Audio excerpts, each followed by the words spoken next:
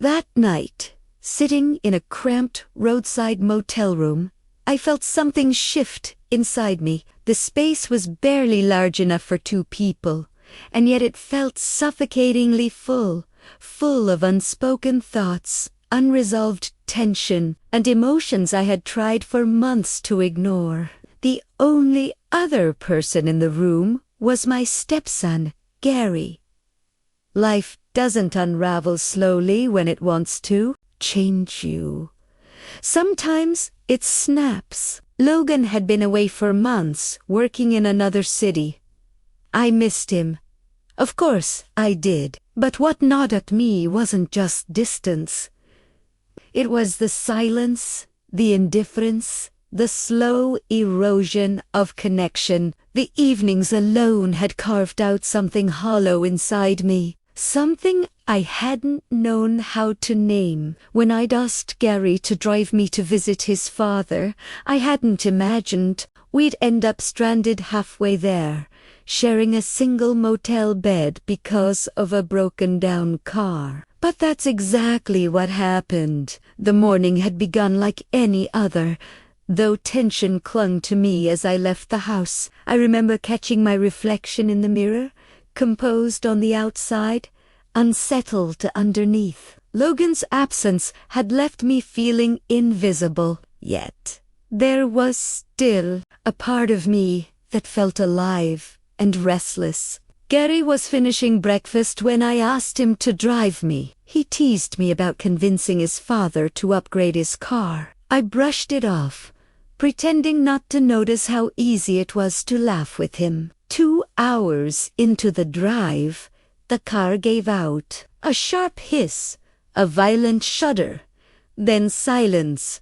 We argued, called mechanics, tried everything. Nothing worked. By evening, we had no choice but to check into a cheap roadside motel. When we opened the door to the room and saw there was only one bed, I felt irritation rise, and something else I didn't want to identify. The room was small, dim light, stale air. "This is it," I muttered. Gary laughed. "It's one night we'll survive." His ease both annoyed and unsettled me. I showered first, letting the water run over me as I tried to steady my thoughts. I reminded myself of facts. I'm 47. He's 22. This is temporary, but awareness doesn't always listen to reason. When I returned from dinner later that evening, he was asleep, robe loosely tied, hair still damp from his own shower. I paused by the door longer than I should have. It wasn't desire alone. It was confusion, loneliness, the human need to feel wanted. I told myself to get control of my thoughts. It's just proximity, just circumstance. I lay down on the edge of the bed, careful to keep distance, but distance feels smaller in tight rooms. Sometime during the night, I sensed movement. I kept my eyes closed at first. The air between us felt charged, not dramatic, not explosive, just aware. When our eyes finally met, the silence spoke first.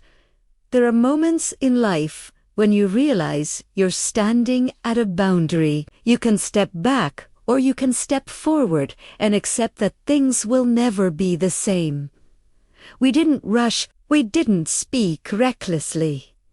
What passed between us wasn't loud. It was quiet and deliberate. Two adults acknowledging something complicated, something neither of us had planned. It wasn't just attraction. It was the vulnerability of two people who had been orbiting the same loneliness for months. When he leaned closer, I didn't resist. And when I responded, I understood that this wasn't about rebellion or recklessness. It was about feeling seen. The night blurred into warmth and closeness, and the kind of intensity that comes when emotions finally surface after being suppressed too long.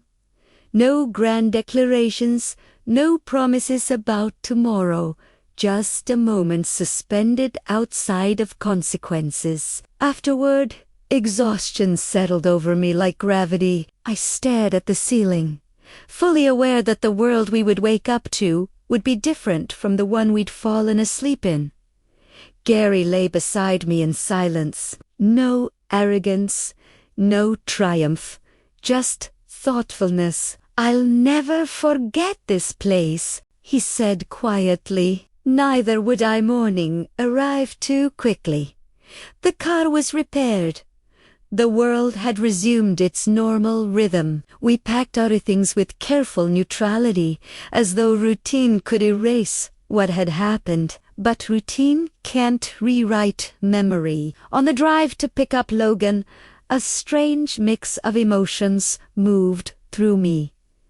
Confusion, guilt, exhilaration, sadness. I didn't know what this meant for the future.